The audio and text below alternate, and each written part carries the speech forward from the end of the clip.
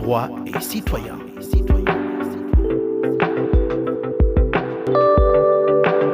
Bonjour à toutes et à tous et bienvenue dans ce deuxième épisode de notre série Comprendre et faire vivre l'état de droit de notre podcast Droit et citoyen. Aujourd'hui, nous partons à la découverte de l'histoire de l'état de droit et des droits de l'homme et nous verrons pourquoi en Afrique, ce concept n'a pas été introduit de l'extérieur. Il existait déjà avant d'être parfois détruit ou transformé. L'histoire de l'état de droit commence bien avant les textes modernes. En Europe, on évoque souvent le Magna Carta signé en 1215 en Angleterre qui posait un principe révolutionnaire. Le roi lui-même doit obéir à la loi.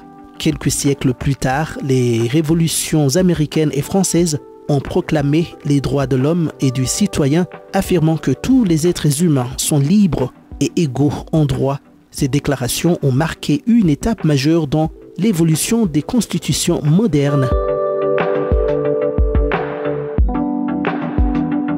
Mais si nous tournons le regard vers l'Afrique, nous découvrons une autre histoire souvent oubliée. Bien avant la colonisation, les peuples africains vivaient déjà selon des principes de justice, de dignité et d'équilibre social.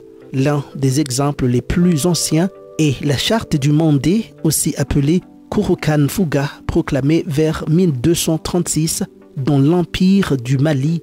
Cette charte transmise oralement énonçait déjà des droits fondamentaux, le respect de la vie humaine, la liberté de chacun, le non-asservissement injuste et la recherche de la paix.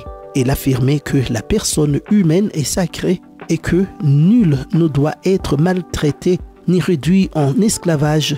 Oui, bien avant 1789, l'Afrique avait déjà ses droits de l'homme.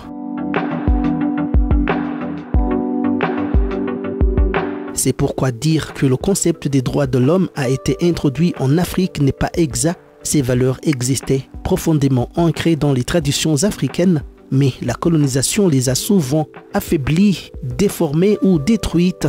Les colonisateurs ont imposé leur propre code, supprimé les systèmes coutumiers et marginalisé les institutions locales. Ce qui était autrefois une justice de proximité équilibrée et réparatrice a été remplacé par un droit étranger, hiérarchique et punitif. Pourtant, après l'indépendance, certains leaders africains ont tenté de reconstruire un modèle de gouvernance fondé sur la dignité humaine et la souveraineté populaire. C'est le cas du prince Louis Rwagasore chez nous.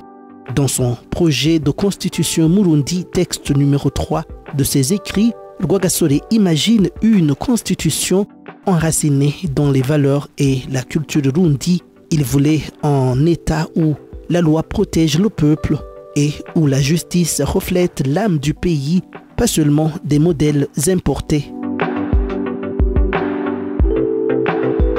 Plus tard, en 1981, l'Afrique a adopté sa propre Charte africaine des droits de l'homme et des peuples, connue comme la Charte de Banjul.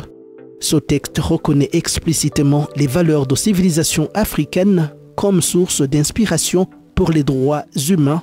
C'est une manière de dire l'Afrique n'a pas découvert la dignité humaine, elle l'a toujours vécue.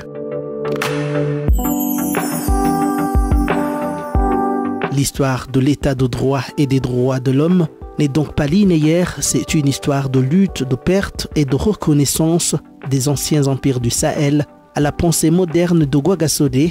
Un même fil rouge traverse le temps, la recherche de justice, de liberté et de respect pour chaque être humain. Merci d'avoir écouté ce deuxième épisode de notre série Comprendre et faire vivre l'état de droit. Dans le prochain épisode de notre podcast Droit et citoyen, nous parlerons de la séparation des pouvoirs, pourquoi elle est essentielle à la démocratie et comment elle protège nos libertés. Franck Espoir Ndizeye, à très bientôt pour un nouveau voyage au cœur du droit, de la justice et de la liberté.